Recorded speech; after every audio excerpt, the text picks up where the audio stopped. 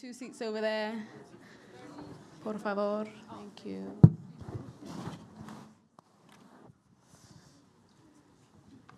Oh, mashallah. Wow, there's a lot of people. There's a seat there. No, too shy. Okay.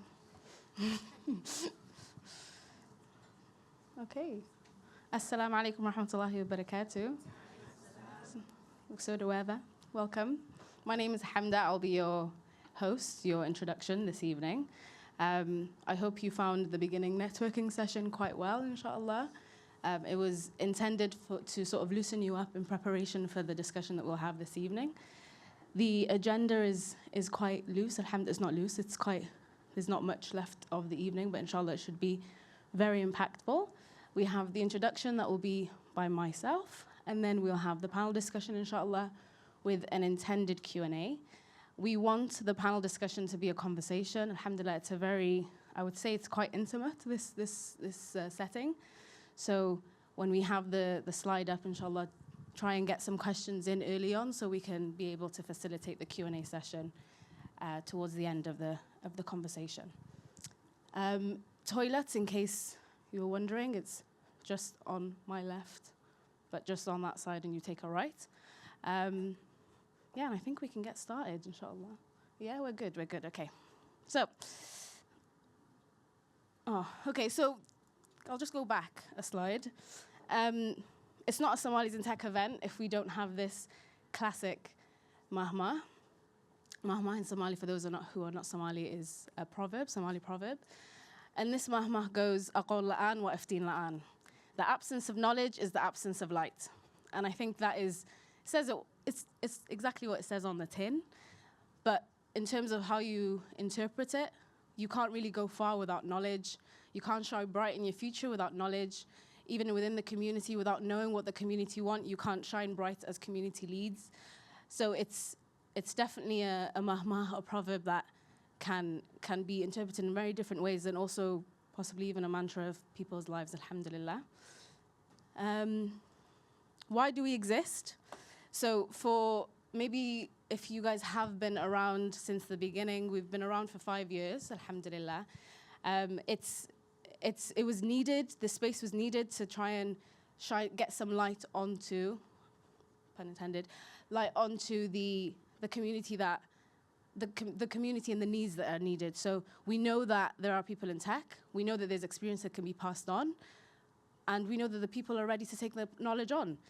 So establishing Somalis in tech, alhamdulillah, has allowed us to be able to pass on that knowledge, create a Somali tech ecosystem that provides the community opportunities and allows them to upskill themselves, allows them to find new people, to find new friends.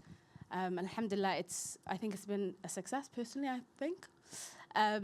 It's not just meant to be something social, it's meant to be something that uplifts you from a professional standpoint, from a personal standpoint. And we've catered it in that way so that you can walk away, I hope, from every event that we do with some piece of knowledge, even if it's one new fact that you learned, maybe something about yourself, maybe something about someone else. And alhamdulillah, the Somalis, generally, they're quite welcoming, alhamdulillah. You know, I was speaking to a few people like I've known them forever. So it's nice to, within the establishment of Somalis in tech, it was always quite easy to establish the community space, alhamdulillah. A great tweet that was tweeted by Aziz, tweeted by Aziz Farah a while back. Qal isma idiriya. For those who don't know, it says it right there, but it essentially means that we don't make loved ones feel crowded. We don't burden loved ones. Everyone can win. Everyone can have a seat at this, metaphorical table. There's no competition within ourselves. We can always, or within our community, everyone can succeed. From someone's knowledge, from someone's mistake, someone else can learn from it. And I think that is very much a great example, or the embodiment of Somalis in tech, I believe. It allows you also to, when you have such a nurtured and intimate community, alhamdulillah, you make new friends, long life friends which are like-minded like you, driven, ambitious, and allows you to succeed in your life, alhamdulillah. I'm not the only one in Somalis in Tech, I'm sure you know. We have an incredible team. Started off with a few, and we've expanded so much. Try and tag us, if you can. We're a great bunch, alhamdulillah, we work very well. This is just the team in London, sorry, I'm from Cardiff. This is just the team in London, but we're not limited to these folk. We have teams across the world, alhamdulillah. We have people in UAE, people in North America, people across the Scandinavian countries.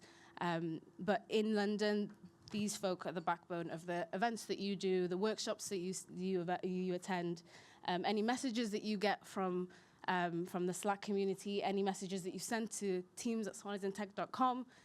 Most probably one of these folk have responded back to you. And alhamdulillah, we do things for you. In a sense of we understand that there is a need for having a community and nurturing that community, because it's something that selfishly we also want to have for ourselves. The impact that we've had in the Somali community has been far and wide, alhamdulillah. We've just on our Slack community, we have more than 5,000 community members, but I'm sure the name Somalis in Tech, or a lot of people can associate themselves with the brand Somalis in Tech, more than 5,000 in my opinion. As well as that, alhamdulillah, we've managed to do more than 70 events across the world. Again, this is just from one platform, so these findings, I've just got it from one website, but I'm sure there's so many more events that we've done, from socials to workshops to maybe mentoring sessions. And also we have an incredible newsletter, and we have more than 1,200 subscribers. But again, I'm sure we have way more than that. So thank you all for really, taking what we put out there, making the most of what we put out there, and also well done for developing in your career, mashallah. Like I mentioned earlier, we have we have a huge team, not just in London, and we call it SIT chapters. We have various sites across the world. We have Doha, Dubai, Stockholm, Nairobi, Ohio, Minnesota, Birmingham, Cardiff, and that's just to name a few. We do want to allow more people to benefit from the things that we do at Somalis in Tech. We don't want to limit it to these cities. We don't want to limit it to these chapters. So if anyone in this audience, maybe it's your first event, maybe your local area doesn't have any Somalis in Tech presence, maybe you want to do an event, please do reach out to myself or the Somalis in Tech team, which are scattered everywhere, and we'll help you in the fastest way possible, inshallah. Last year, we gave out a survey to try and get feedback from the community, to try and see if what we're doing actually makes a difference, to see if people are actually listening to what we're doing. The third one is obviously one that everyone laughed at in the team. Apparently, we're the best thing since Chugs. You guys can be the deciders of that. But it was really nice to read these comments, because as a team, we don't sit and reflect often. We do an event, we move on. We don't sort of take on the feedback. We don't really we don't think about things that we're doing as a retrospect. We just move on and try and do the next best thing a little bit better. So seeing these comments was really quite warming and lovely to read. So thank you so much again on that front. The type of events we've delivered, maybe some of you have been fortunate enough to attend some of our events, but we do a number of different type of events, from hackathons to mentoring, one-on-one networking. We do a lot on the newsletter as well. A couple of years back, we started up a code club in North London, and that's now expanded to 2 cohorts in North London, one in South and one in South London, and one in Cardiff. And we want to do more for the youth as well in terms of an outreach, because it's really important to, yes, for ourselves, to develop ourselves in our career selfishly, but our youth, our children, our sisters and brothers, our cousins who are younger, who don't really understand this word tech that is a black box for many of us, trying to sort of demystify that and trying to make it a bit fun will allow them to be passionate in their career when they're our age, inshallah. But we don't stop there. We do a lot of events to also try, and we've also started off doing workshops recently to upskill people. And that's not just from a soft skill standpoint, but from a technical aspect as well. We are trying to move more towards facilitating for people who want to improve on their technical skills. Recently, we've had an applied observability, which was a virtual event, and that was, mashallah, a great hit. And it allowed you to, outside of work, apply the knowledge that you have or learn something new in a virtual environment. But we want to do so much more. We're not going to try and stop what we're doing, of course. We've had an incredible 5 years. We want to continue having a number of great years, inshallah. For 2026, we want to do more events. We want to do more events for women, more outreach, more hackathons, inshallah. You name it, we're trying to think about it. So if you're, like I said, in your local area, if you don't have anything, please do reach out to one of our team members, and we would love to establish something, inshallah. However, within Somalis in Tech, or I say however, moreover, furthermore, in Somalis in Tech, we have two incredible products. We started off with when we established these two products, we understood there was a gap, like anything else in the community. Knowing that people wanted to be mentored, knowing that there was mentors without mentees, there was experience, there was knowledge out there that couldn't be passed on, hence AWI. So AWI is a mentorship program that allows people to connect mentees and mentors, whether it be a 5-minute conversation that you just get to sort of nitpick someone's brain, or maybe you can establish a mentorship program with your mentor. As well as that, we also have an incredible new product called Arori, which is a community-funded platform-backed innovative product. And it allows you to have transparency when you're giving sadaqah, when you're giving charity. With Ramadan around the corner, I think this is a great product to look out for. Inshallah, we'll have some more information on that. So stay tuned, please. You don't have a choice.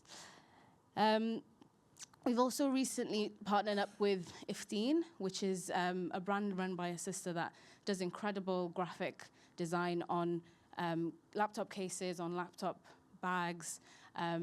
It's not only for Somalis in Tech, but she's done it for a lot of different brands. But we selfishly have some great merchandise with her. So please do scan. I don't see anyone doing it, but scan and grab yourself a Somalis in Tech bag, inshallah. It's quite nice to go, to a co-working space and you see someone with a Somalis in Tech sort of case and you think, oh, we straight away connect, right?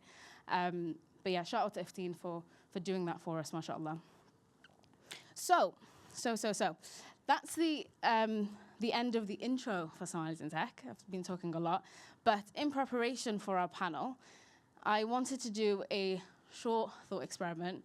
Nothing too strenuous. You don't have to move. You don't have to, just to get your minds working. We just networked, but maybe a little bit overstimulated. So to get your minds going and try and think about the topics that we're going to go through today, inshallah. So I want you to imagine that tomorrow you go into your company, and your company has deployed a brand new system. This system works perfectly. Productivity's gone up, customers are happy, costs are gone down, everyone's good, everyone is good. But there's a catch. This system, nobody knows how it makes decisions. Not you, not the vendor that you bought the system from, not the development team that you tried to beg to figure out how it works, nobody at all. So, just a show of hands, I hope you're listening, show of hands, how many of you guys would deploy this system in your company, in your imaginary company? It works perfectly. You just don't know how it makes decisions. Okay, thank you. Great. It's not my system. Now, how many of you guys would delay deployment until the system is explainable?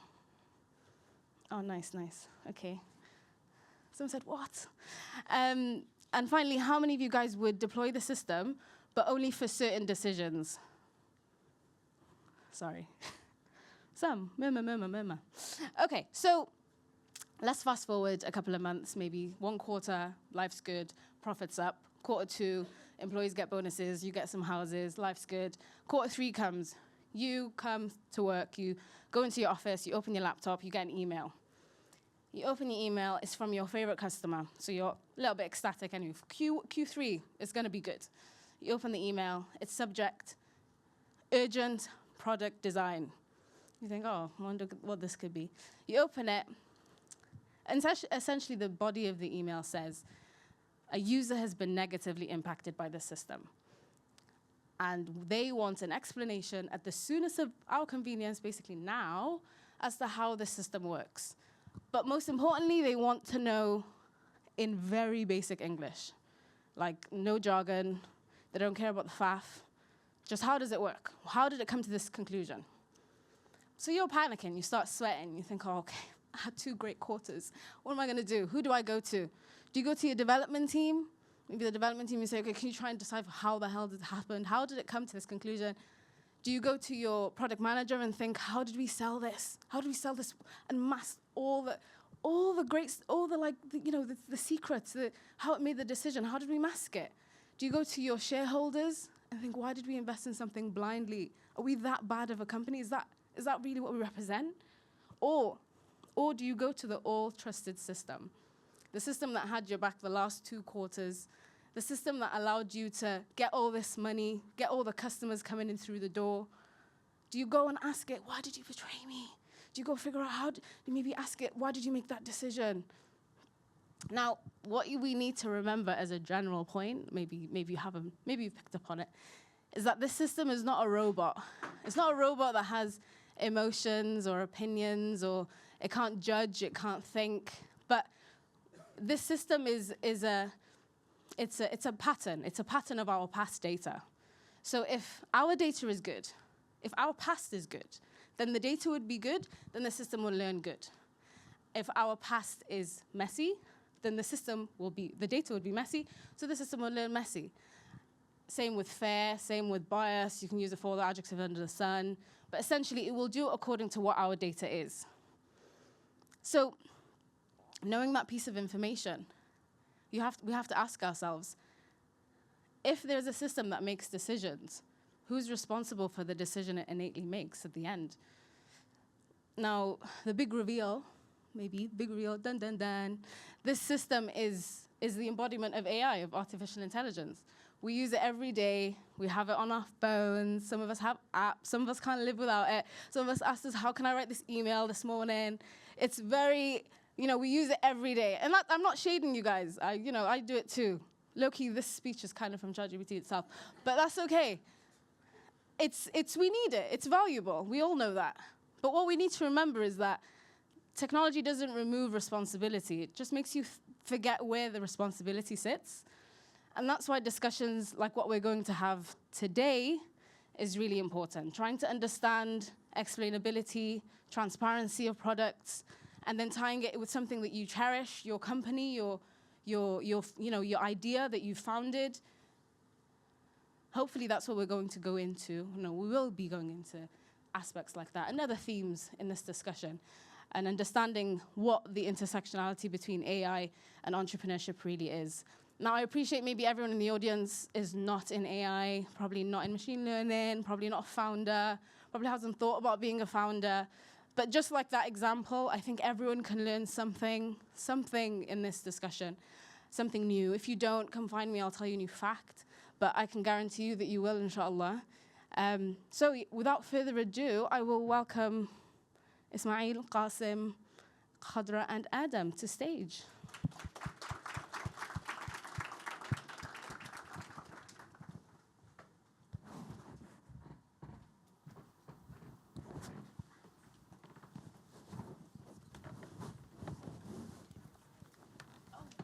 Hello.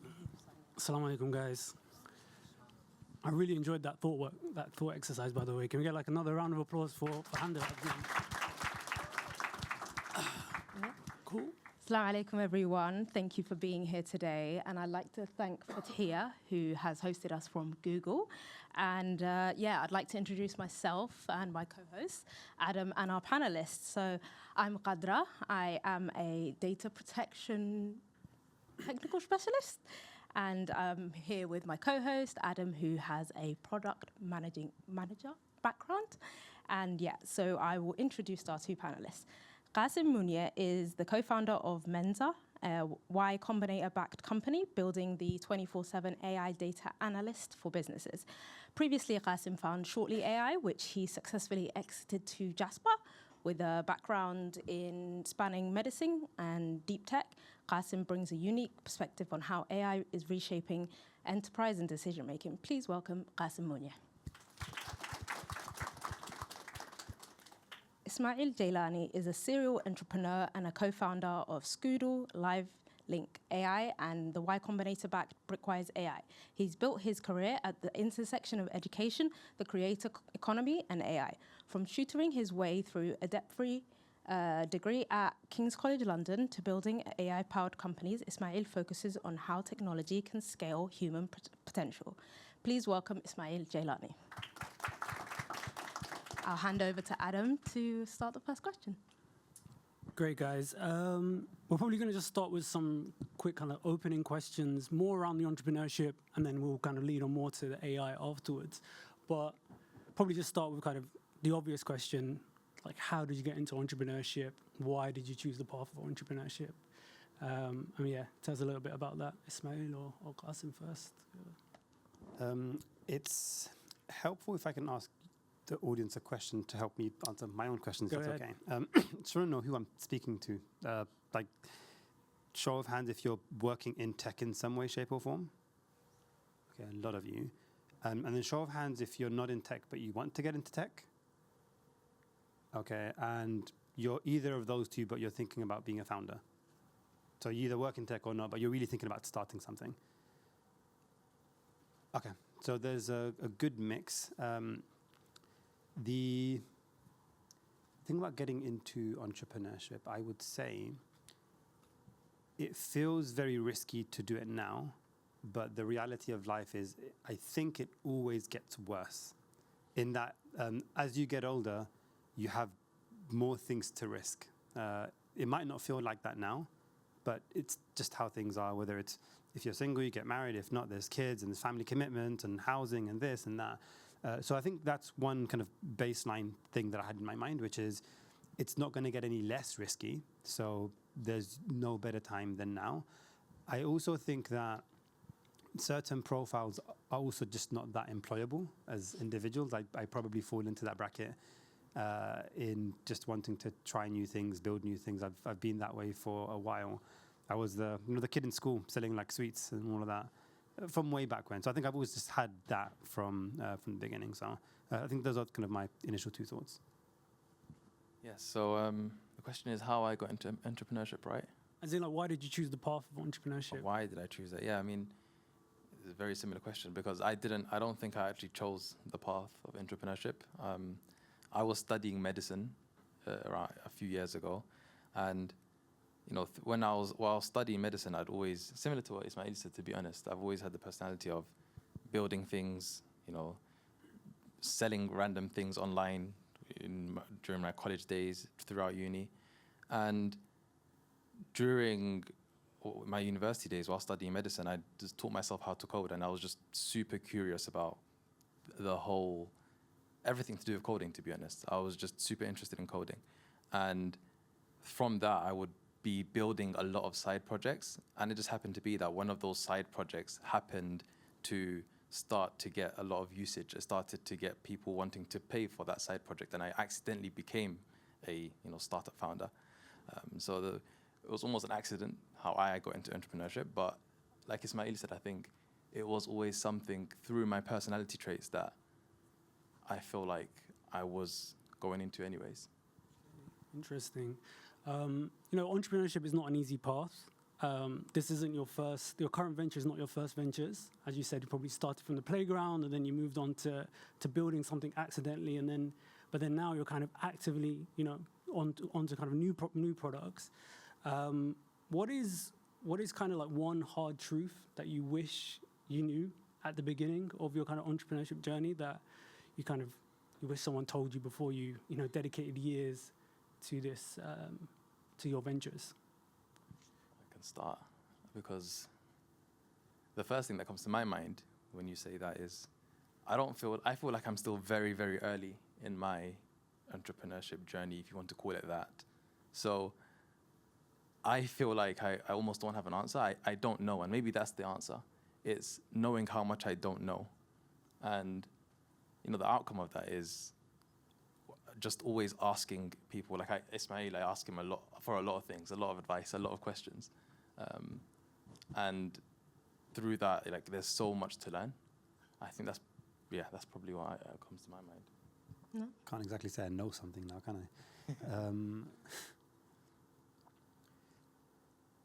I think timing matters a lot more than I thought it did. Like sometimes you think, oh, I've got a great idea, let me just go and build it. But the difference between doing that at the right time versus the wrong time can be like a huge difference in outcome. And there's a few examples of this. So one of those was, I don't know if you guys remember when Monzo and Revolut and all these kind of all these fintech banks came about. It didn't just kind of come out of a vacuum that they all had these ideas at the same time. There was like a specific regulatory change that happened, I think, in 2014, 2015, that made it possible for anybody to get the whole e-money license. So that timing thing was relevant. And myself included, I had no idea this happened. I wasn't in fintech, I wasn't in finance. So this was like a blind spot. And the people that knew, and those that managed to figure things out at the correct time ended up getting very, very successful outcomes. And I'd say to some degree the same thing even with your last company, Qasim, like with Shortly. It's an interesting thing. But back when AI was like genuinely magical and oh my God, it's like actually replying like it was a real human being. That was, a time to capitalize on whatever you could, given what existed. But the window to make that decision was very limited, because now all of a sudden, like, you just get annoyed when it talks too much. Like, you just stop and ask another question, like talk less, Make it shorter. Yeah, honestly, it's a thing. So I think if I was to take my entire long-winded answer into something a little bit shorter, it's always worth paying attention to what exists today that like didn't exist before and might not be true in the future, to help inform to some degree like what's a problem worth solving. Can I just add to that? Yeah. It gave me a thought. I think so one thing from the back of that is we could almost say that you hear in a lot of success stories, a lot of successful companies, is they got lucky somewhere. Like a lot of success in entrepreneurship, I guess you could call it that, is due to luck. And there's, in one definition, I guess, due to luck. And there's two takeaways from that. I think the first one is because you still have to work hard, but you can work hard to, almost engineer that luck, which is you're always working hard and you're more likely to put yourself in situations where you get lucky. And I think the second takeaway, I guess, more on a personal note, I think because the majority of the room here, I think, are Muslim. When we say luck, when I look at luck, I know Allah controls my luck. And the reason why I say that is now, like, when I'm busy all day and I'm working, I've got like no time to do anything else, and I've got a Quran lesson. Do I let that go? No. I think when you see how much of success is due to luck, and timing is a big factor for that. Like he said, my previous company, I created one of the first AI writing assistants, and luckily I was interested in AI before it was a thing. I didn't know AI was going to be some crazy big thing. I was just curious and I was interested in it. And so, because of that, I think those are two takeaways from that. Yeah, I think that. Thank you very much for that. This segues us really nicely into understanding both your companies. So can you tell us a little bit more about Mensa and Brickwise AI and what problems you guys are trying to solve? We use Mensa, so I'll probably introduce your company for you, but I won't do that.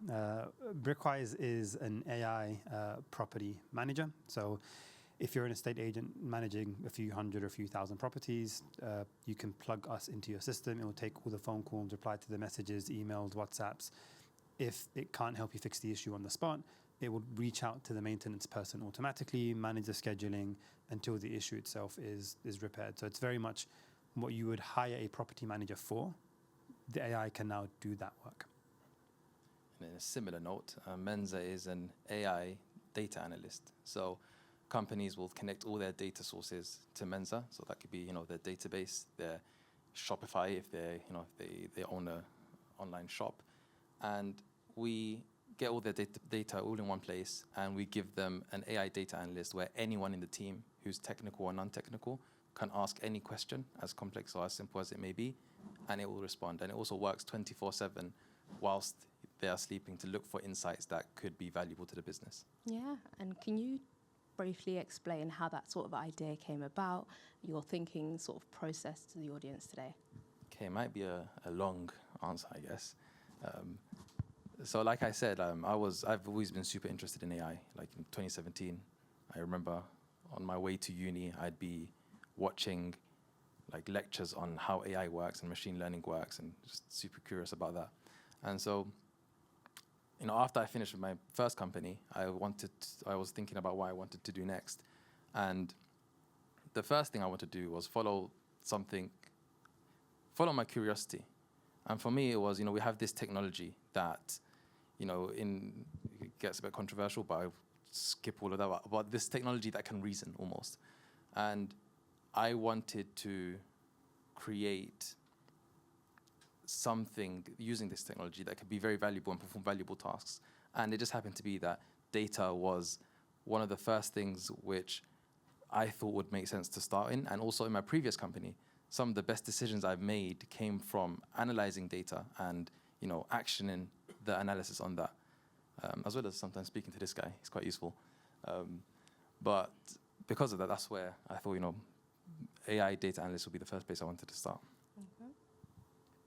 So for me, it's a combination of things. I've done some work in property before, pre-AI, so I understand the space. So ideally, I wanted to work on something that I understood. That was one thing.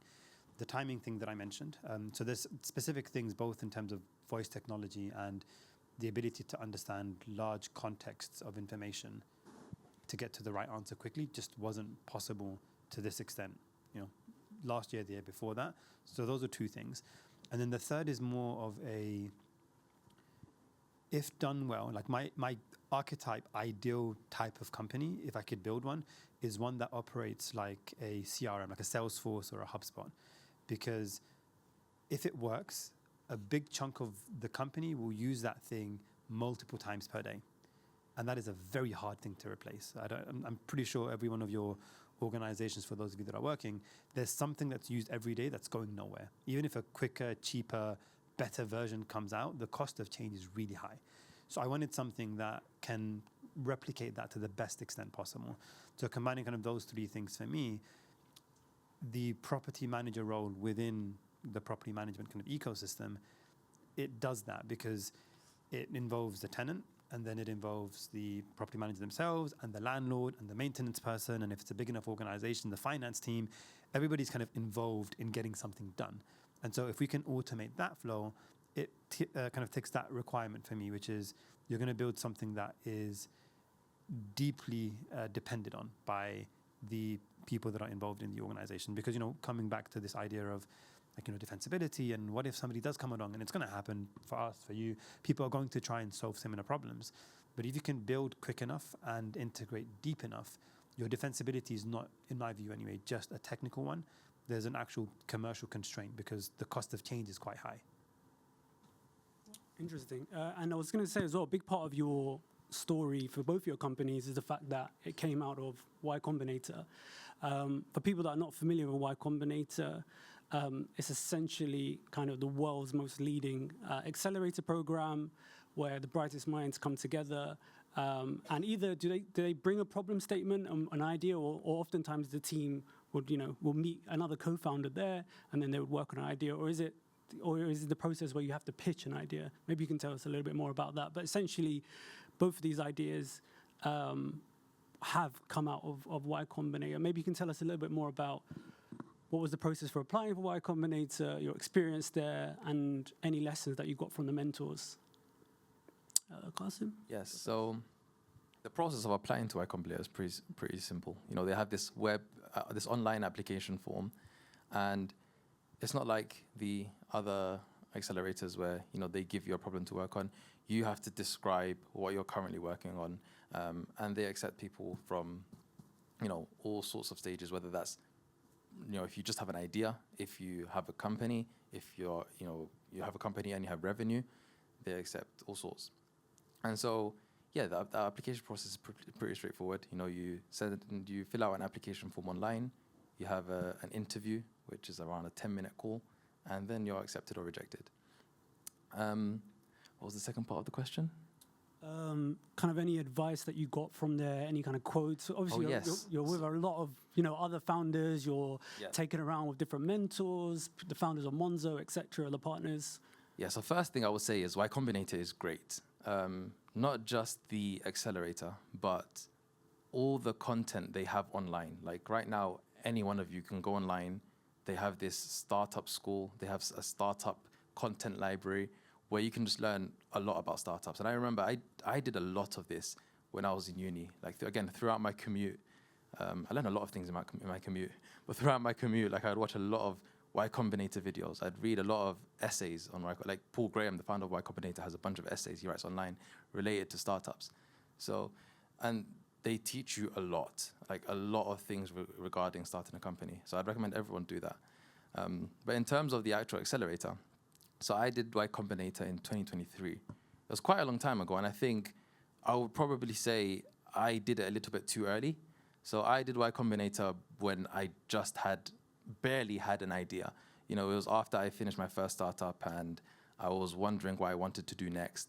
And I vaguely had this idea that I want to create some sort of AI employee and maybe starting in the data space because that was like a safe space to start.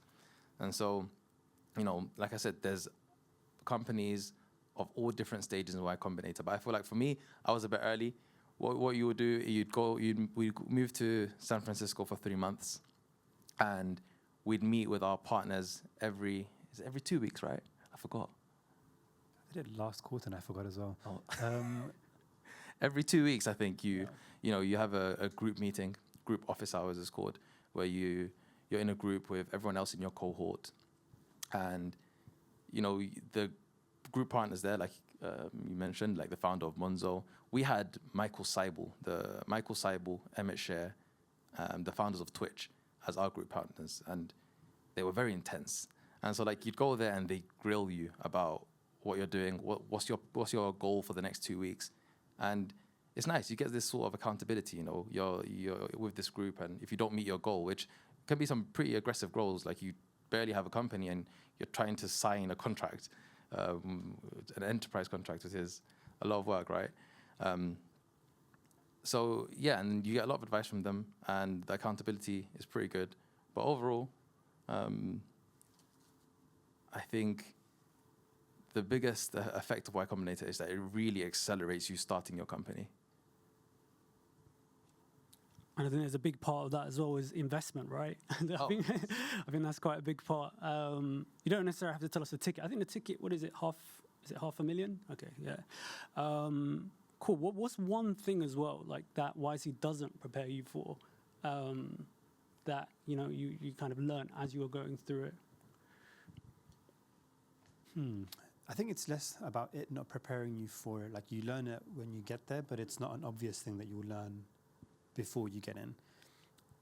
I believe in the American dream now. It's the funniest thing. I thought this is this like random joke thing you see it in movies and whatnot, but genuinely, like America as a place is built different. Like there's a lot of entrepreneurial drive and intensity that's like through the blood of people that are there. Of course, not everybody makes it, but everybody believes that they can at least attempt and try. And so what does that look like in environments where there are a lot of very smart people to, Qasim mentioned like accountability and, so the way that group office hours works is they'll discuss some problem. And then at the end of the office hours, they will ask every single company, what are you going to do in the next 2 weeks? And the what are you going to do has to be outcome focused, so like output, not input. So if you say, I'm going to build my landing page, that doesn't count. It's usually I'm going to sign this many customers, hit this much in revenue. And by the way, I don't know why this happened, but somebody else set some revenue target that has nothing to do with your business, but you use that to anchor your thinking because everybody's setting these ambitious goals. And so yeah, fine, I'll make 50K in 2 weeks too. And you have zero idea what you're going to do to achieve that. But then, there's these 14 days and, it's not exactly hope. Nothing happens if you don't hit it. But this kind of environment is created where you work intensely to try and hit these milestones. And what that ends up creating is like the audacity to ask for things that you otherwise wouldn't ask for because of this like artificially created deadline that never really mattered in the first place. But it actually works. And so what ends up happening, and I did this where in between deadlines, I tell people like, hey, sign by this day, you can get this discount. I've got this coming up and that coming up. Like I try and force things as quickly as possible. And I never had that approach beforehand. So, to your question of what it didn't prepare me for, I think it's this like intensity around selling that I don't think existed as much or anywhere near as much before. And you get used to asking for a lot and being very okay and comfortable doing that.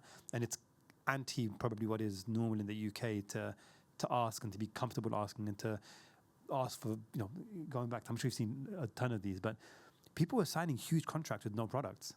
Like not like time and time again. You sell the story, you pitch what the product is going to be, and you build it along the way, and you kind of give your customers updates every week, and they're happy with that. That actually happens, and I'd never seen that before. Yeah, and sometimes my company right now is still pretty small startup, and when I'm thinking of selling to big companies, I always remember this one story in YC where these guys they didn't even have a product, and they came to office hours and they said, yeah, we're speaking with X big company. I don't know if I can even mention it, but I was just shocked. Like they had no product, nothing, and they were in talks with signing a contract with a huge company, and just the American way. You just do it. I think 2 takeaways I'm taking from that: audacity is key, and also everyone look into YC Combinator. So I will link back to Hamda's thought process and sort of go back and take a step into, so both of your companies use AI to automate complex human-intensive workflows. What were the biggest technical challenges in getting AI to reliably handle these tasks that were previously required human judgment? Qasim? I can start, yeah. So our task is we want to create an AI data analyst. And so there's a lot of places where AI has gone wrong and still goes wrong. And, I don't want to answer this question as if it's solved. It's nowhere near solved. The idea is we want to be able to create this AI employee. It's nowhere near that right now. The world is nowhere near that. And so, in terms of technical challenges, the biggest one is getting these models to reason well. And for us, very specific, I don't want to go into too much detail, but for us to be very specific, especially in data analysis, is understanding messy data. You go to a company, most companies have really bad, messy data structures. Everything's all over the place. Things were named by some random guy 5 years ago who doesn't exist anymore. And then you have this AI you ask this AI a question, you expect it to get an answer, which even a human can't answer. Yeah. It's quite difficult. But in terms of the biggest technical challenge I'm focused on, and is very much the technicalities within large language models, which is the AI models that powers ChatGPT and this whole AI thing we've seen nowadays, is how can we get these models to reason well? And honestly, there's no answer to that right now. There's just a lot of work that we're doing. So it sort of relies on the data in is what you're going to get out of it. So if there's rubbish there, you're going to get rubbish out. Yes, and there's a lot of work that needs to be done. Right now, we've done enough to be better than what currently exists and to be useful in these companies, but nowhere near what needs to be done. There's still a lot of technical work, I guess. So I will speak to Ismail about sort of a follow-up question to this. How do you find the balance between AI automation and the human oversight, and where do you draw the line? I think anybody working in AI would honestly say that a long-term goal is to replace the entire role. Anybody who says otherwise is probably lying or is putting a PR spin on it. That's the game plan. It is what it is. I think there was this... The PR mantra was that AI is going to enhance your ability to execute and you're going to be much more impactful, which is true until it's not. And you tend to find certain roles tend to go first, repetitive roles, things like that. The good news is it's not there right now, but the bad news is it probably will be, and you kind of need to prepare for that world rather than fight one that exists. So with where we are right now, the way that we're structuring things is everything that our AI solves, an issue comes up with a leak or whatever, some plumbing issue, we're going to have a human review what happened. Yeah. Was it the correct decision or was it the wrong decision? If it was correct, why? Let's ensure that happens again. If it was incorrect, why? Let's ensure that that doesn't happen again. And we're going to do that kind of at scale. And to give you a context of how things are looking now, with one of our customers, within 3 weeks of adoption, 70% of all of their issues are now entirely AI resolved. And they're getting, I think, 15, 20 property-related issues per day, which is pretty good. And it's probably the case that these are the simpler issues and the more complex ones fall in the kind of final 30%, and that will take longer to solve. But that's still a huge chunk of time. It's quite funny. They didn't pay the invoice, so we switched off the product. And 10 minutes later, hey, let's talk. Let's sort it out. But its impact is huge. And what does that then mean for this business? It's one of two things, and I've seen this time and time again. Smaller companies, they're a lot more likely to say, look, we're not trying to get rid of our staff. We're going to keep the company size as it is, but we're going to 2, 3, 4x our output. So our companies are going to manage more properties without hiring more staff members.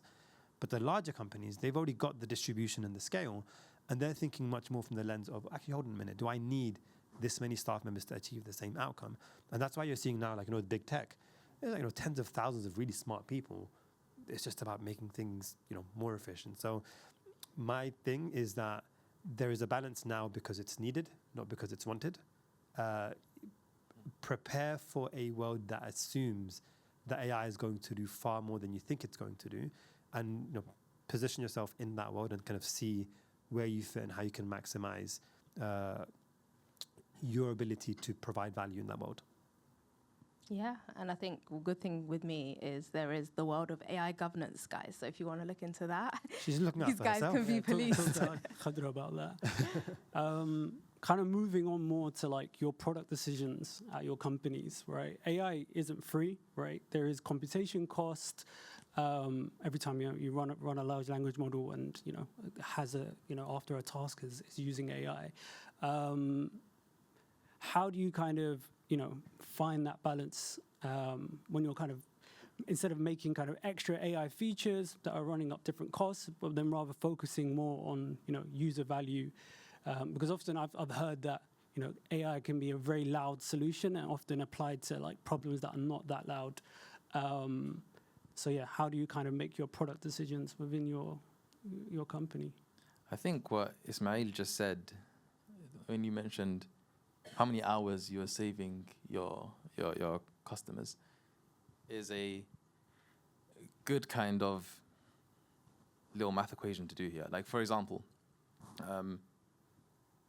if it costs the company previously, no, not costs, if it takes someone in the company 5 hours to do something, but they can do it in 1 hour with my tool or your tool, and that person is maybe paid £20 an hour, but you can do it for £5, then it's a no-brainer. That's how we measure. That's how I measure value. How much time are we saving the companies, and how much would they have otherwise paid for that time? And it's that simple. And if we can do it at a cheaper cost than they would otherwise pay someone, then value's there.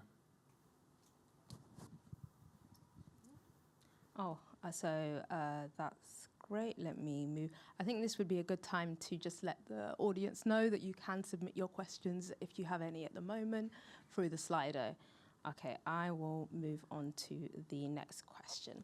So the best validation is a repeating customer. I think this links really well in. How did you actually get your first customer? Do you want to walk us through that story? Do you want to go for it? Yeah. Who was that? Mariam got my first customer, my co-founder. Get a good co-founder. It's a good way to solve that problem.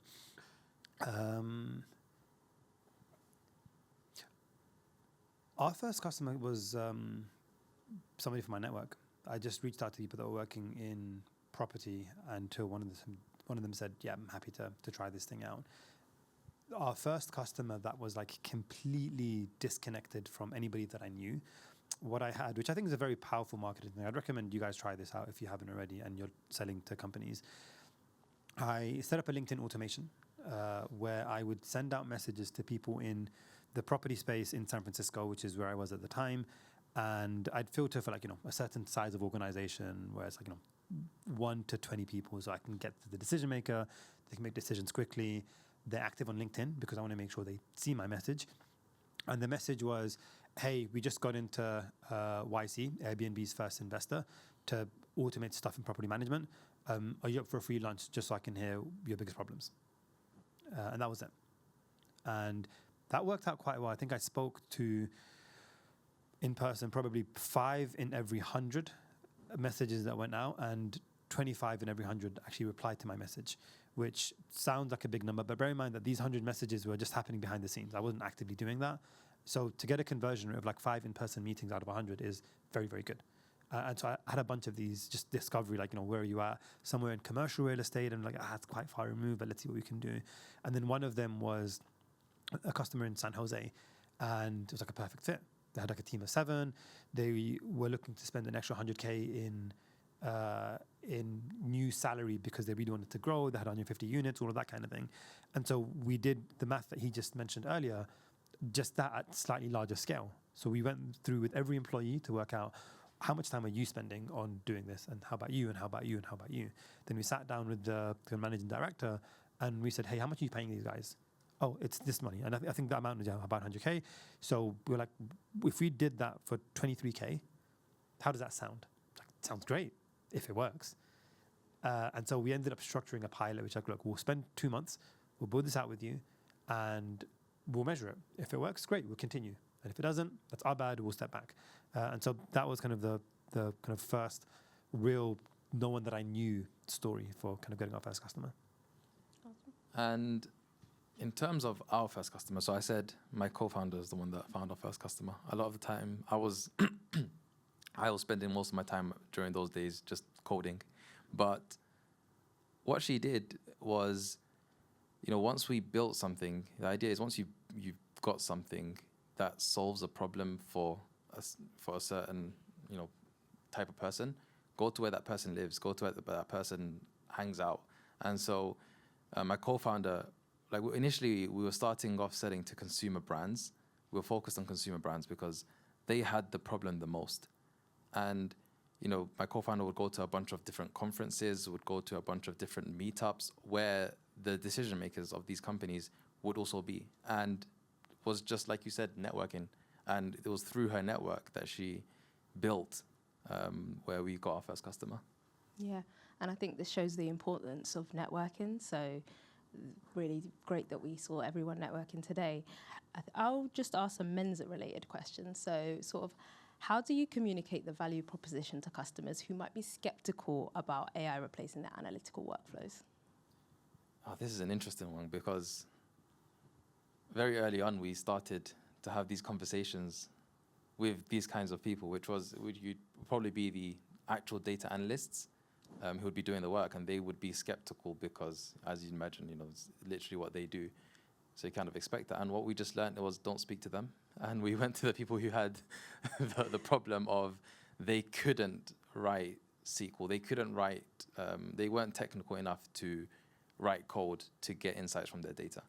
And so we just spoke to the people who weren't skeptical and who had the problem significantly more. You get this emphasized a lot in YC. You want to solve a problem, a hair on fire problem, as opposed to you don't want to give someone vitamins, I think is the saying. You want to solve someone who has a really strong problem. And that's what we did. We just went to the people who weren't skeptical. So you asked the question to the people whose jobs you're taking. Well, I mean, like you said, like Ismail said, we weren't taking their jobs. We were enhancing them and making them work better and faster. But yeah, I mean, and this also points to the importance of speaking to customers, because that's where you learn. That's where we very quickly learned that, hey, if you want to sell to data analysts, this isn't the product for it. We'd want to build something that will help them work faster. And that's not what I wanted to do. So we just scrapped that and we went to the others. Maybe you could talk a little bit about Brickwise and their kind of expansion, or the deals that you guys are doing outside of the UK market, and firstly, congratulations on your most recent deal with Damak. It's on your website. Hopefully, I can say it out loud. I don't know if you guys are familiar. I hope with, so too. Yeah, I don't know if you guys are familiar with Damak. If you've ever been to Dubai, like you've probably seen it on the big billboards. It's a massive property developer company. But yeah, my question is to kind of entrepreneurs: is it the importance of kind of looking for deals and opportunities outside of your current locality? I also saw on your website that you have a Japanese demo option as well. Yeah, maybe you I can. didn't know that was still there. Okay, so we weren't intending to sell to the UK actively or anywhere else. We're actually heads down on selling the US. Most of our marketing is actually still towards selling in the US, which is strange given that our customers are distributed all over. That wasn't by design. I think, and I'm sure different people are seeing this, but this whole notion of, oh, I wonder what AI means for like my industry, that leads to a lot of curiosity of people coming and asking like, hey, you know, like, does this work? So we've got customers in the US, we've got customers in the UK, we've got customers in Austria, we've got customers in the UAE, right? And I think that's happening by as a byproduct of just AI as a thing. Because for the longest time, property management was like an uninteresting space. People wouldn't like to buy software because it's these kind of traditionalists. It's an old industry. Even though properties are like, you know, the world's biggest asset class, the software kind of area within property management was tiny in comparison. It was much more interesting to build, you know, data solutions or HR, like the things that all the big tech companies are buying because so much more money there and they're forward thinking. But now legacy traditional industries are finally like, oh, hold on a minute, what does this mean for me? And you have in like legal tech, like Harvey AI and Legora, and then you have it in like healthcare. These were not interesting in the world of tech before, but now for the first time they are. So the reason we have, I think, the international demand is a product of people just being interested in what AI means for their industry and their company for the first time. And then the Damak deal was like the funniest thing in the world. It was, so they initially spoke to us about investing. So they invested in us as well. And going back to, you know, having the audacity, I was like, you know, if you want to invest into your own property as well, why don't you sign an LOI? If you don't know what an LOI is, it's like, it's a letter of intent. It doesn't mean that much really. It just means like, it's non-binding, but hey, we'd like to work with you one day for some properties. But that's like a step in the right direction, you know. Imagine having that from Damak, it's great.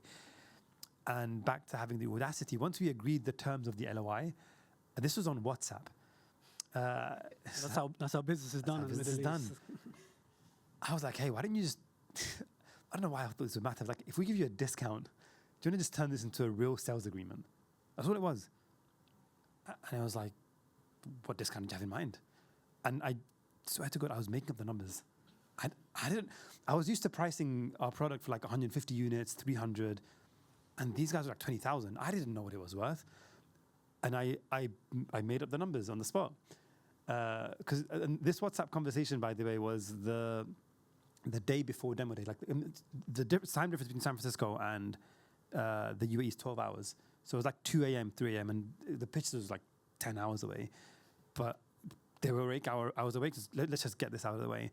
And she was like, yeah, fine. So she went back and forth. I've still got the conversation on my phone of like negotiating this enterprise contract over WhatsApp. And yeah, we just came to numbers that we were both quite happy with. And was like, yeah, let's do that. And then they signed. And that was great. Unfortunately, most of the investment that we raised was before we signed that contract. But the good news is now there's like a lot of upside in the value prop of the company because whoever we speak to next, we have that in mind. And we're doing the live integrations now. If all goes well, we'll probably go live with them like next week or the week after. And we're going to kind of onboard the companies in stages. But yeah, this is a very long-winded way of just ask and see what happens and hopefully keep doing that around the pod. Amazing. And yeah, I'll probably hand it over to Khadija. Next question. I think, I will sort of talk about your teams and sort of, you're both in the process of scaling up your startups and sort of who you will bring on is very key. And so I'd like to ask, when hiring, what are the key signals that you're looking for? And also for anyone that is job searching, is there any advice you can provide? I told you to hire me, but yeah, why didn't you do that? Let's find out. Why didn't I make the cut, Qasim? I already gave you an offer. It's too late. You answer. It's more fresh for you. So we're hiring now. We're hiring for operations and software engineering and possibly sales in the very near future. What is impressive in a profile is obviously like direct relevance to what you're applying for. I've seen quite a few people that are like obviously very smart, but the experience doesn't match what the job spec says. It happens quite often, and I think especially for early stage companies, they're very, very particular about what they want. Like they know exactly what problem they want to solve. So I would strongly, strongly, strongly recommend, even if you literally take the job spec, take your CV and tell ChatGPT, hey, can you match my CV to this job spec and then apply with that in mind? Great move. Go and do that. Because the other thing, I was going to put this on LinkedIn at some point. I got lazy. But YC has like a thing called Work for Startups. So you can go see all the startups that are hiring at YC. I recommend doing two things to increase your chances. One is, and I'm not sure if you've ever kind of done external hiring application processes, but a job that was recently listed means it's top of mind and fresh, which means there's a good chance that they're going to look at your applications with a keener eye than ones that come weeks later. So for our operations role, for example, people are still applying, but we're in like final stage interviews for 4 or 5 people. I mean, I might still come across a great person and like hold off, but I'm like almost like less interested now. It's purely psychological, but it's just human nature. So applying for jobs that are recently listed, I think would be worth your time, and customizing the applications according to exactly what they're asking for. Because the other thing that YC does with the kind of Work for Startup thing is they have this AI thing, I didn't know this existed, that literally scores your application. So when I get an email saying, hey, Qasim just applied for your software engineering role, it literally says, we score this guy 55, it's out of 100. Or we score him 92, we score him 10. And there's a bunch of people that I don't even see because they automatically get filtered out. And that happens because your application just didn't match what was being required, like what was being asked about. So just like maximize your chances of, if I see an application that's like the AI thing said, oh, they're 94, they might not be good, but I'm at least going to have a look because the AI said that they're really good. And if they're 30, they made my email fine, I'll check it out. But I've already got this thing in my mind that maybe they're not relevant. So like make the hiring person's life easier by matching as much as you can for what they're asking for. I'm not hiring right now, so this will be a lot less thought through. But, the one thing that impresses me, if I'm actually, why I hired my founding engineer actually would be a great. We hired a founding engineer like last year, and the one thing that impresses me is someone who gets things done, and especially for technical hires, for anyone who's technical here, if I'm seeing, the first thing I look at is what have they built. And ideally, they built this in their they built a bunch of things in their free time. Like they're passionate about this thing. That's the one thing that I would say impresses me. And literally my founding engineer was exactly that. I spoke to him, I could see what he's been doing and the stuff that he's been building. And I was just impressed through his curiosity and his passion of coding. Yeah. Final question from myself and Khadra, kind of bringing it back to Somalis in tech and the importance of support systems. What support systems, networks, friends, people have really mattered the most for you in your success? You can mention each other as well if you want. But Oh, how cute. They're cousins, by the way, they're cousins. He whispered, mention me. Shall I go? Go on. Okay, so 2 things actually. So not exactly support network. I'll get to that later. But in terms of helping me, it was what I mentioned earlier, and I'm saying this just because I recommend this for everyone in the room who is thinking about being a founder or thinking about starting a startup one day. I would highly recommend binging on Y Combinator's material that they have online. They have they have great YouTube videos that tell you how to get started, what to do when you get started. And it's just, when you're first starting out, there's so much that you don't know. For me, having something like that was huge. So I'd highly recommend that. Also, Paul Graham's essays, I'd highly recommend you read them if you are interested in startups at all, or if you're interested in becoming a founder at all. But back to the support networks. To be honest, I think I would actually mention Ismail. When I was going through my first acquisition, I remember the company that wanted to buy my company came with a price. And then, the first thing I did was I messaged him. I was like, hey, what should I do? And he actually connected me with someone. Should I say who it is? Maybe not. Okay. He connected me with someone. And long story short, we ended up doubling the acquisition price through that connection and through the back and forth I had with him. Like having the support network, having people, like you said, Somali in tech, just reach out to anyone for advice. I'm sure if any of you to reach out to me for advice or even to Ismail for advice, I'm sure we'd be there and happy to give any advice.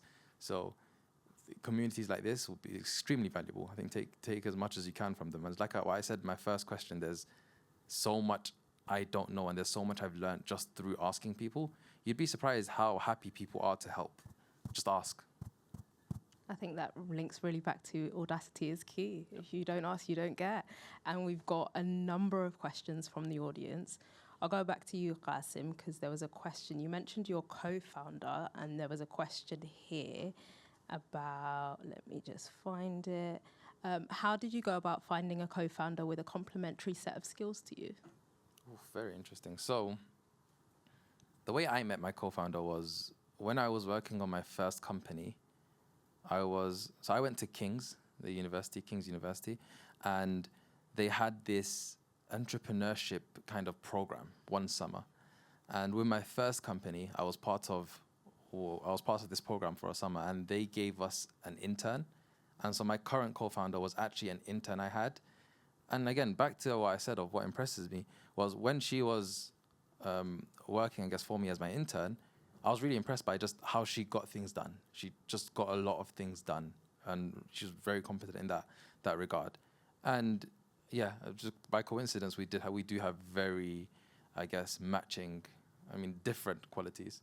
Mm-hmm. I'm more, I like to be behind my laptop. I like to code. She enjoys networking a lot more than me, etc.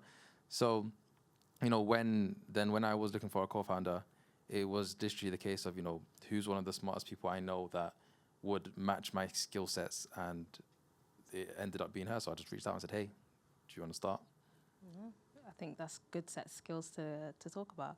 I think, Ismail, I'll ask you the next question. How do you know if your business idea is oversaturated, if it's even worth pursuing?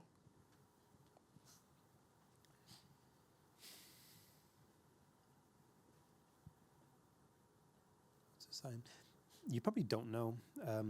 I don't know how much it matters is also part of it, because what often happens, I think, is that the thing that you're building does evolve and change as you go through it. I'd index much more on, are you the right founder to solve that specific problem?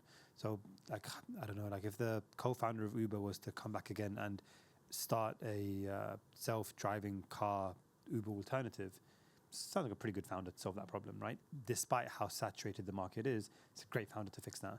So I think it's less about market saturation, more about true founder market fit, I think, is actually much more important. Oftentimes, even with VCs, and I've had my fair share of that, where they'd say, we're not sure about the market, there's a lot of small players and all of that stuff.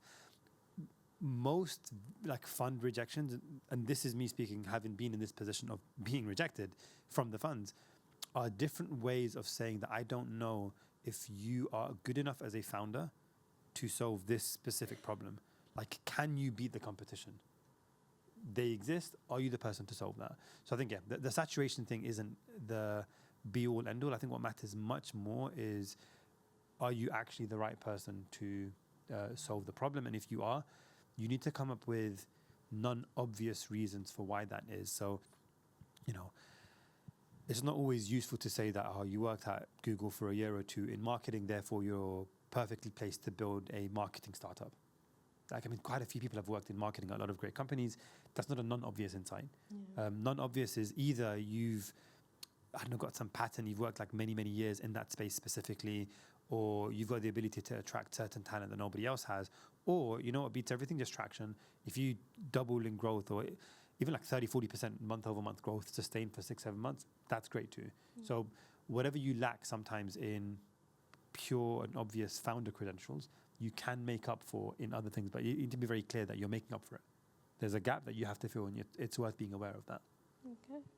Thank you for that. We've got a comment here. Well done for the businesses you have set up. Hope Allah subhanahu wa ta'ala blesses your endeavors.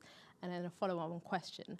How do you combat the moral, ethical feelings on knowing the value you're saving versus the jobs you're enabling, you're assisting in eliminating? It started nice and then Yeah. went into the kill. I don't think the outcome is bad. And I'll tell you why.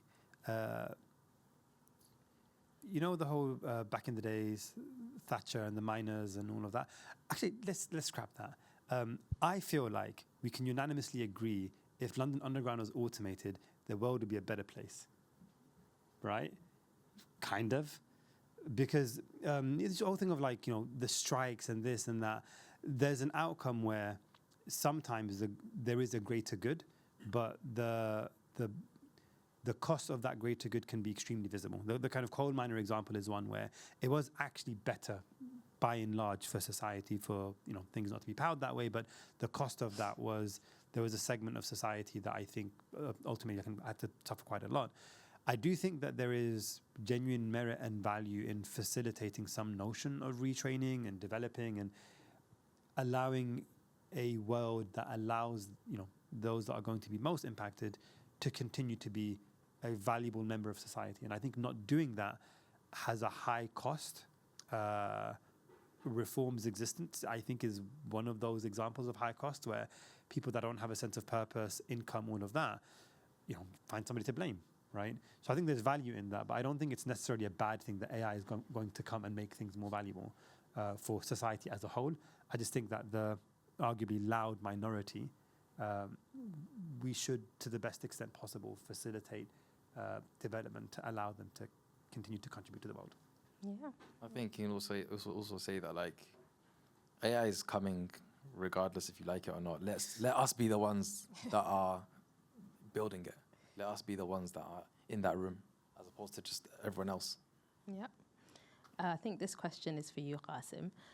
What motivated your transition from medicine to technology, and why did you choose not to pursue the intersection of technology, between technology and healthcare?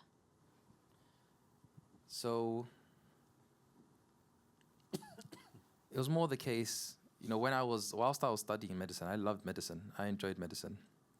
But then, you know, whilst I was studying medicine, I got into coding and very particularly got into machine learning and AI, and I just enjoyed that more. So that's the simple answer. I just enjoyed that more. And the reason why I didn't go through the, you know, combining both medicine and technology is because of all the horror stories I hear about trying to create medtech with the NHS and how that goes. And to be honest, again, it's like my passion is purely in the tech. I'm purely interested in the tech and AI. That's why I'm doing it. It's not because, you know, there's no need to combine it with medicine if that's my pure interest. So that's what it is. Yeah. And I will ask the final question for both of you. I think this is a question we get a lot at Somalis in Tech. What advice would you give to a young person who is finding it hard to find their first role in tech? What's young these days, like 21, 19? Relative. So my co-founder, he worked at a YC company before that ended up getting acquired by Google. And the way that he got that role was he found that the company on Work for Startups in YC was solving a problem that he was particularly interested in, and he reached out because he found that problem interesting. The first engineer that we hired did almost exactly the same thing. He was a graduate at UCLA, and he had a kind of family business that was working in the property space. He understood the area. He reached out very early during the YC process. So like every quarter, YC invests in 150 companies. So that's 150 companies that have just raised $500,000 and will probably hire very soon. A subsect of that would be based in London if you require that. If you're open to moving, that's also an option as well, whether it's in Europe or in the US. But I have seen this idea of reaching out to small teams with very personalized, justified outreaches, I think can be quite effective.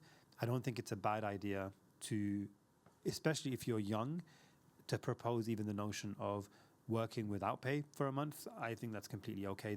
At the bare minimum, the experience is probably going to be a good thing. If you're pretty talented, it can expand into an actual role. So I've seen that happen at the graduate level. If you're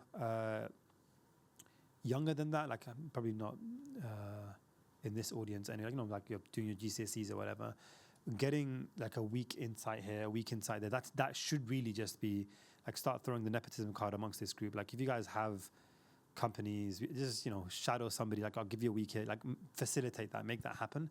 I think it's a great chance to just get that exposure, even if the outcome is not like major. Like someone can come for us right now, genuinely come and make social media content for a week and off you go. I don't mind that. That's fine. You guys heard it. If your cousins or your little siblings. It's a valuable thing to do, and I think that you can create instances like that. The smaller the company, the easier it is to facilitate that. Of course, larger companies, there's processes and it's a bit more difficult. So that's much more true for the younger generation. I think, the older you get, the more targeted you should be in reaching out to specific companies if you really want to make your way in tech. And of course, there's the more kind of traditional grad programs and tech companies that also all exist, but I think that exists anyway. Yeah, awesome. I'll just add one thing, to be honest, which is if you are technical, just build things in your spare time. Just that will make you better. It will make you learn more, and it will, you'll have a portfolio of things to show. And I think use your commute wisely.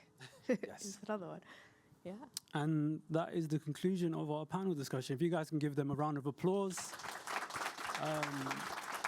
And you guys are going to stick around a little bit, right, for the networking. So if you've got any more extra questions or anything, just grab them. If you want to pitch to be an intern or anything, Obviously, Qasim's not hiring, but you can talk to Ismail. Now we're going to have a presentation for a project that we've been working on, Somalis in Tech, called Aruri. So we're going to invite Zach and Wafa to the stage. We're gonna leg it and go.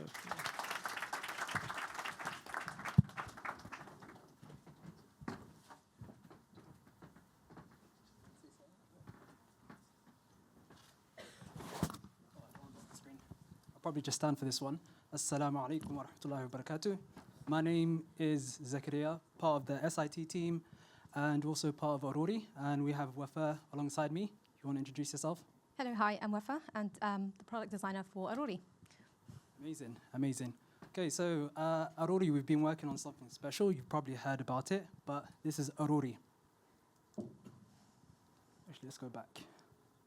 The word Aruri, does anybody know what it means? Anyone here? Oh, we can get a dictionary if you want. Yeah? Together, that's right.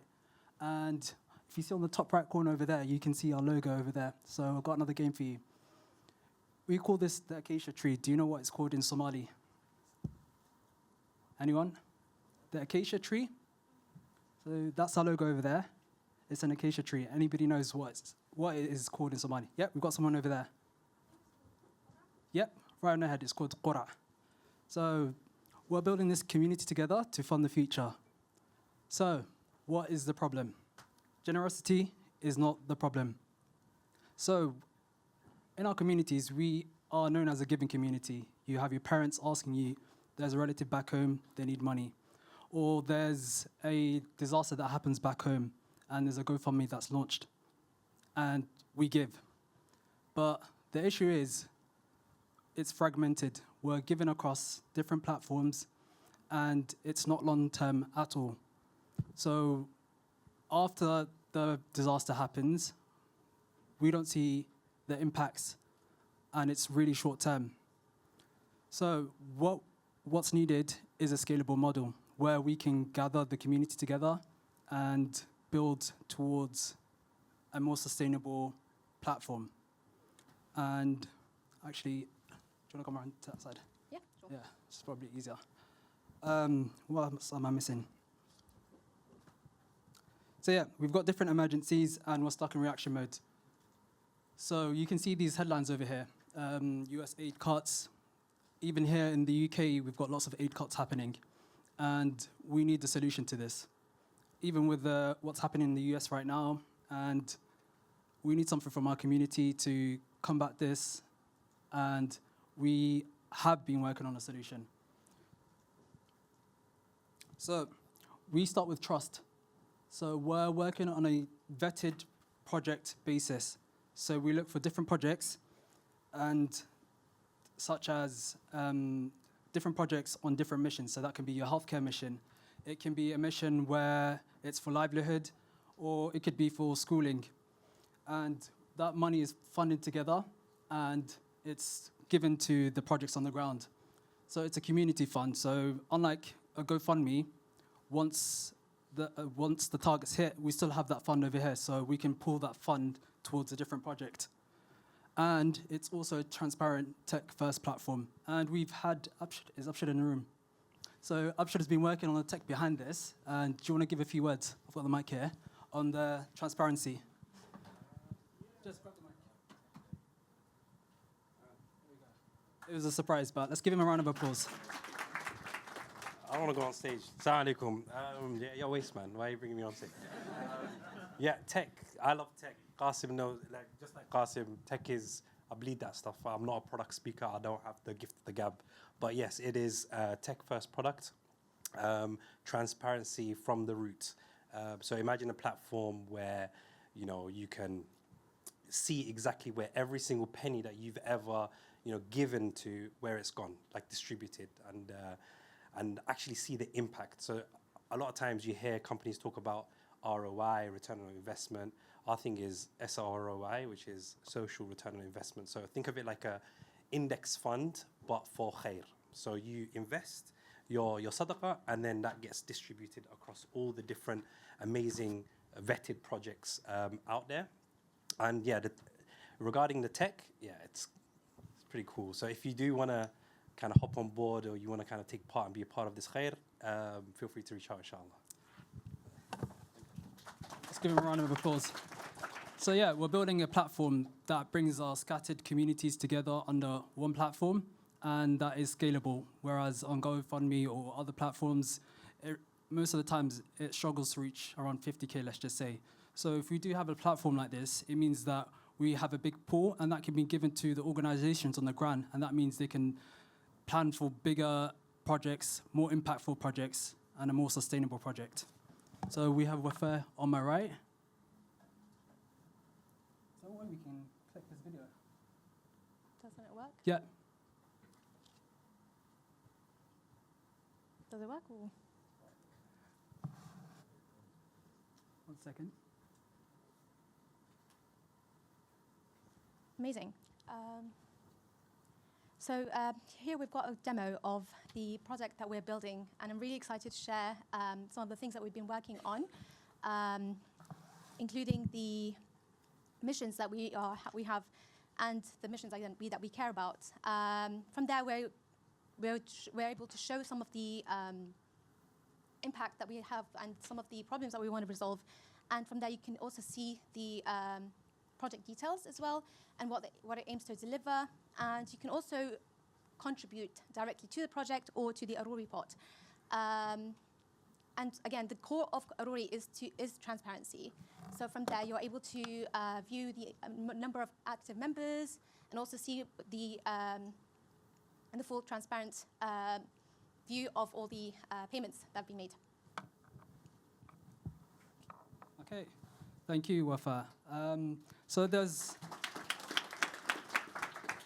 So yeah, it's not just Wafa. We've got other people working on Aruri, including Adam. We have Abshir, Hadra, and a lot of people I probably haven't named. But we have made a lot of progress so far. And our win so far is we've signed 3 organizations, Zamzam, Adesso, and Harrow, onto our platform. And we aim to be launching soon, I think just a few days before Ramadan. So keep your eyes peeled, inshallah. And we will have more organizations, more volunteers, more people. And this is my call to action to you today. So I want all of you to scan this QR code. If you all have your phones on you, just scan this QR code and to join the waiting list to become one of our first donors. Please do fill it out. And if you also want to be part of the community, there are some places you can fill out where you can volunteer your time, your effort, or whatnot. So yeah, please do become part of the community.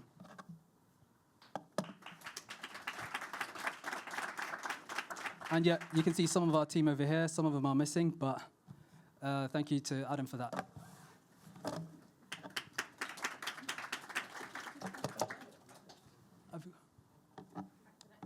Yes. So yes, we are going to go back to networking. We have a bit of time left on the clock, so feel free to mingle. There's some drinks over there on the left. And yeah, thank you.